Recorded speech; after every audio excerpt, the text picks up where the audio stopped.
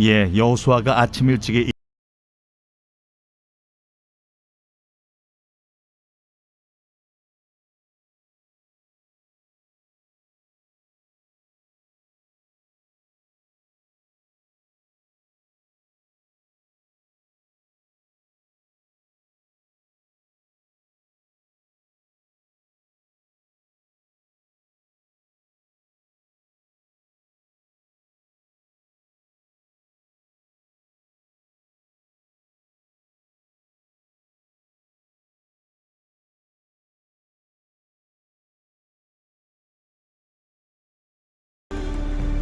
그 앞에 자복하고 내가 행한 일을 내게 알게 하라.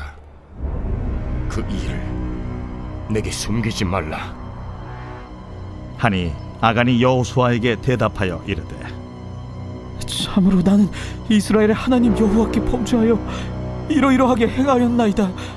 내가 노력한 물건 중에 시날산의 아름다운 외투 한 벌과 은 200세겔과 그 무게가 50세겔 되는 금덩이 하나를 보고 탐내어 가져나이다. 보소서, 이제 그 물건들을 내 장막 가운데 땅속에 감추었는데 은은 그 밑에 있나이다. 이에 여호수아가 사자들을 보내매 그의 장막에 달려가 본즉 물건이 그의 장막 안에 감추어져 있는데 은은 그 밑에 있는지라. 그들이 그것을 장막 가운데서 취하여 여호수아와 이스라엘 모든 자손에게 가지고 오매 그들이 그것을 여호와 앞에 쏟아 놓으니라.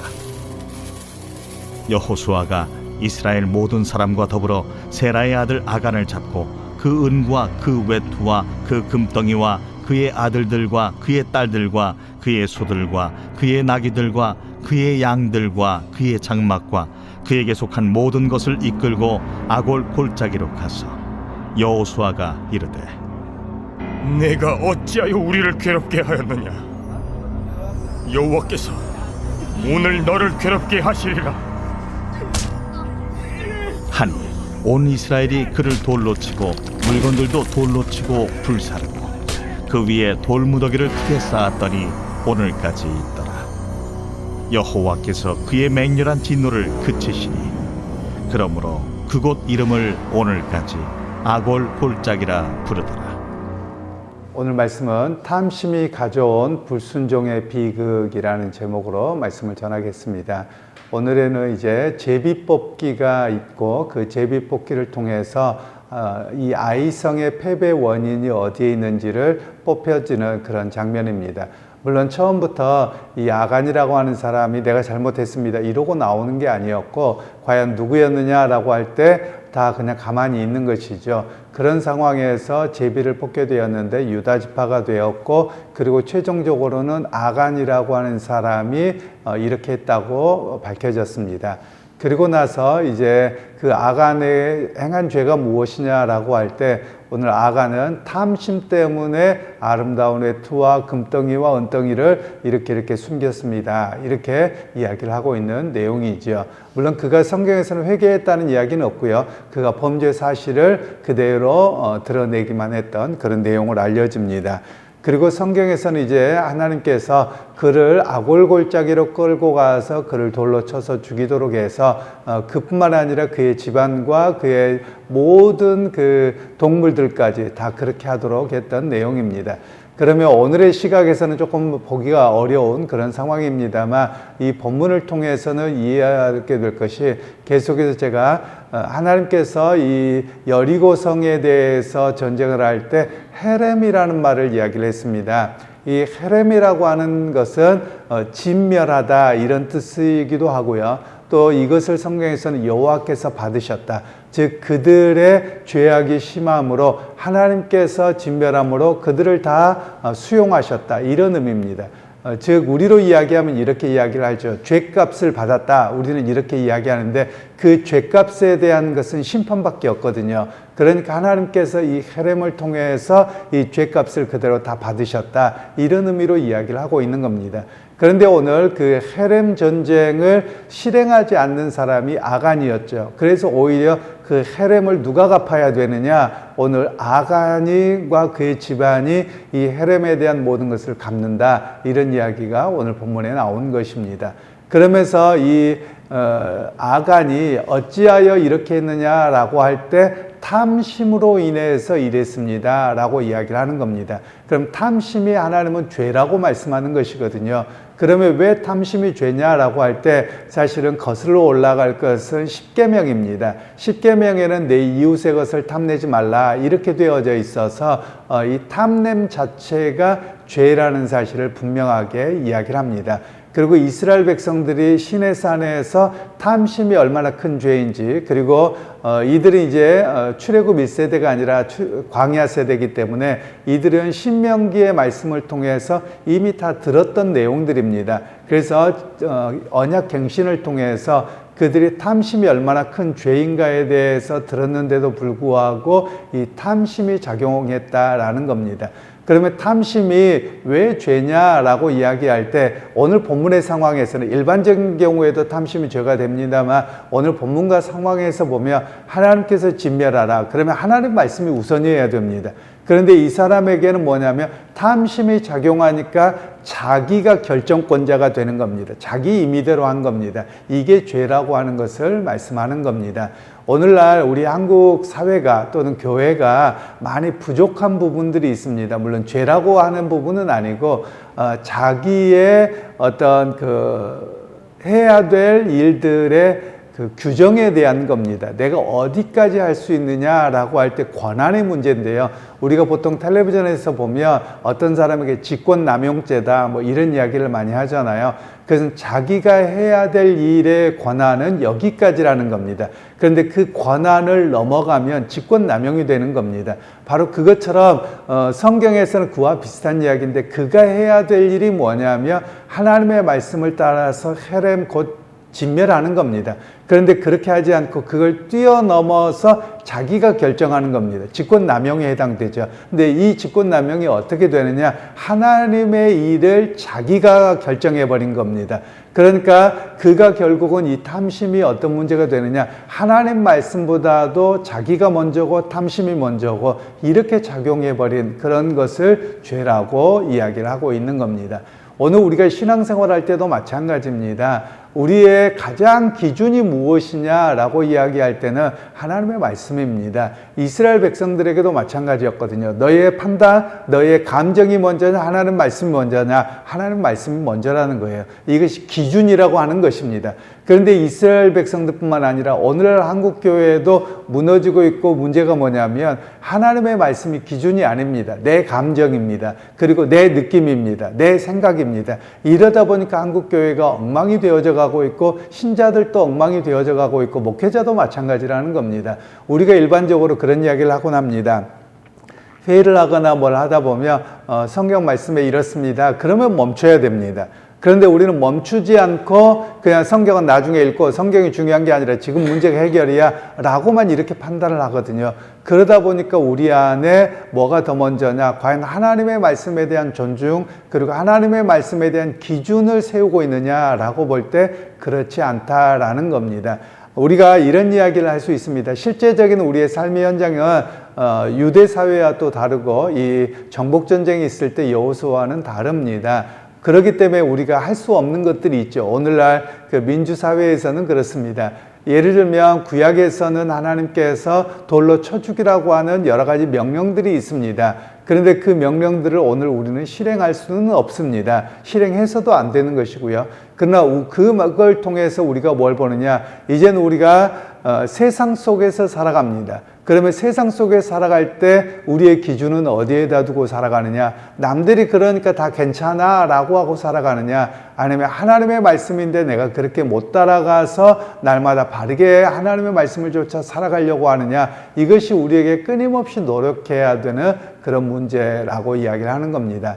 이스라엘 백성들이 출애굽한 출애굽 세대에게 가장 큰 문제가 뭐냐면 바로 믿음이 없음이었거든요. 그런데 믿음 없음은 뭘로 나타나느냐면 불평과 불만으로 나타났습니다. 왜 그러냐? 하나님께서 광야 생활 속에 내가 약속의 땅으로 이끌 거야. 내가 때를 따라 돕는 은혜를 주실 거야. 라고 했으면 예 주님 믿고 나아갑니다. 이래야 되는데 앞만 보면 광야밖에 안 보이거든요. 그리고 염려스럽거든요. 미래가 불안합니다. 그래서 거기에서 맨날 불안하고 염려하고 그러다가 그것 때문에 우상숭배하고 이게 그들의 일상이었거든요. 그런데 하나님께서는 이것을 가리켜서 믿음 없습니다. 즉 너희가 하나님의 나라로 하나님의 백성으로 부름받았는데 합당하지 않다라고 했던 것입니다.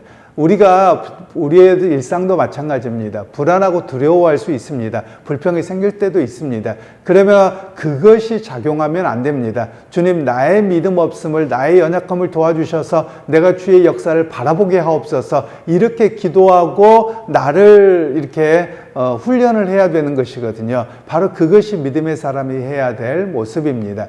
그런데 그런 훈련을 하지 않고 자기의 생각, 남들 다 그러는데 이렇게 하고 나가버린다면 그건 죄입니다. 우리가 분명히 기억할 필요가 있습니다. 우리가 보통 죄라는 문제를 생각할 때 구약에서는 하나님이 또 신약의 예수님 시대까지만 하더라도 그 자리에서 직결 심판들이 있었죠. 그런데 지금은 그렇지는 않습니다. 그런데 우리가 인식해야 될 건 뭐냐면 죄는 죄라는 겁니다. 물론 죄라고 해서 그것이 천국 못 간다 이런 것까지는 이야기하는 것은 아닙니다. 그냥 죄라고 하는 것은 인식하고 그러면 내가 이제 주님 앞에 그 죄의 모습이 아니라 어떻게 살아가야 됩니까? 라고 결단해야 되는 것이 우리가 끊임없이 해야 될 일이거든요. 그런데 우리는 죄라고 하며 그 죄 때문에 구원받지 못할 것처럼 그렇게만 이해하는 것은 우리의 신앙이 바르지 않습니다. 죄는 죄여서 회개하고 다시 그것을 반복하지 않고자 하는 것이 우리의 신앙생활을 바르게 하는 모습이라고 할 수 있습니다.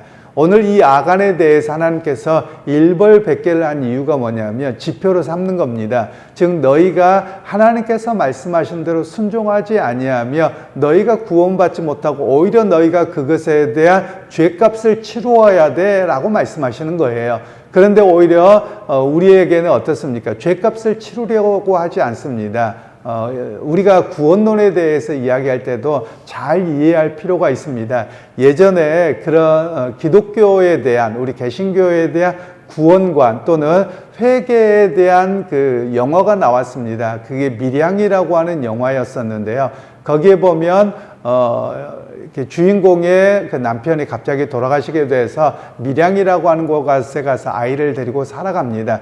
그러다가 이 사람이 자기가 다른 사람들한테 괄세를 당하고 이렇게 될까봐 부자인 것처럼 그러고 돌아다닙니다. 뭐 여기 땅도 보고 저기 땅도 보고 그래서 마침 태권도 도장 그 아이가 다니는 태권도 도장 그 관장이 아이를 유괴해서 살인합니다. 그러다 보니까 이제 뭐가 되느냐면 이 주인공이 어찌할 바 몰라 하는 겁니다. 그런 상황에서 교회 부흥 집회를 보고서 갔다가 회복이 됩니다. 그리고 나서 감옥에 찾아가서 내가 당신을 주님의 이름으로 용서합니다 라고 갔는데 그 범인이 어떻게 하느냐, 나는 이미 용서받았습니다. 나도 교회에 와서 교회에 목사님 오셔서 죄 용서함 받았다고 해서 나는 자유합니다. 이렇게 된 거예요. 그랬더니 이 주인공이 너무 황당한 거지요. 나는 여전히 고통을 받고 있고 나에게 용서를 구하지도 않았는데 어떻게 그게 용서를 받았느냐라는 것이죠. 그래서 예배당에 찾아가서 설교만 하며 테이프를 트는 겁니다. 거짓말이야, 거짓말이야. 이런 노래를 틀게 된 겁니다. 그러면서 오늘 이야기하는 게 무엇이었냐면 기독교의 회개가 뭐냐라는 겁니다. 즉 자기의 죄가 깨달아졌고 죄가 정죄가 되었으며 당사자에게 가서 용서를 구해야 됩니다. 그런데 우리는 셀프 회개만 합니다. 하나님 나 잘못했습니다. 그러면 다 용서받았다는 거예요. 그리고 뻔뻔하게 사는 겁니다. 이게 잘못됐다라는 겁니다. 즉 죄책과 죄를 실제로 지은 것에는 다른 겁니다. 즉 죄에 대한 책임감, 이것은 하나님 앞에 회개하고 그랬다며 당사자에게 가서 내가 이런 죄를 지었는데 나를 용서해 주십시오 라고 하는 자리까지 나가는 게 바른 회개의 모습이거든요. 그런데 우리는 그렇게 하지 않고 있다라는 겁니다. 그냥 큰 잘못을 했어도 깨달아졌으면 하나님 회개하고 아무렇지도 않은 것처럼 살아가 버립니다. 그것이 회개가 아닙니다. 그건 바른 회개의 모습이 아니라는 것이죠. 오늘 우리가 기억할 필요가 있습니다. 구약에서는 하나님께서 그에 대한 죄값을 그 자리에서 받으셨어요. 그런데 오늘 우리에게는 예수 그리스도께서 십자가에 못 박혀 돌아가심으로 그 책임을 우리에게 그대로 갚아라고 되돌려받지는 않으십니다. 그런데 우리가 해야 될 일은 뭐냐면 예수 그리스도로 인해서 용서함 받았기에 내가 누군가에게 잘못을 하고 누군가에게 해를 끼쳤다며 그에 대한 용서를 구하고 또 그렇게 하지 않는 삶을 살아가는 것이 우리의 모습이어야 함을 오늘 말씀하고 있는 것입니다.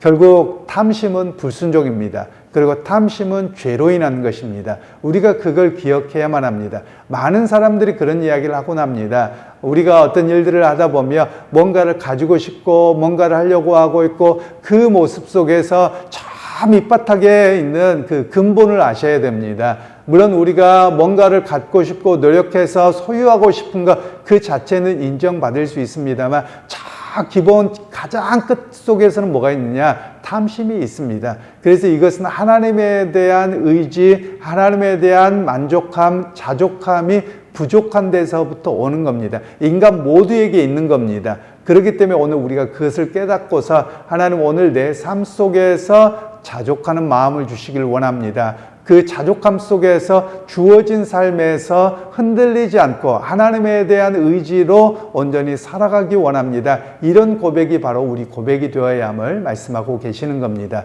그러기에 여러분 오늘 하루의 삶 속에서도 우리 자족하실 수 있기를 소원하고요. 자족하는 가운데 감사가 있고 감사하는 가운데 더 믿음이 성장하게 되는 것입니다. 그러기에 오늘 하루의 삶 속에서도 자족하는 가운데 감사로 오늘 감사 속에서 더 큰 믿음으로 성장하는 우리 모두가 되시기를 주님의 이름으로 축원합니다. 하나님 오늘 또 우리에게 말씀을 통해서 탐심이 불러온 얼마나 큰 비극의 역사가 있는지를 봅니다. 하나님 그것이 죄라고 말씀하시기에 다시 한번 오늘 우리로 하여금 바른 믿음 가운데 서게 하시고 우리가 안에 있는 끊임없이 불안함과 탐심이 들 때마다 주님의 용서하심과 또한 주님의 인도하심을 바라볼 수 있는 그런 믿음과 또 은혜를 허락하여 주옵소서. 예수님의 이름으로 기도하옵나이다. 아멘.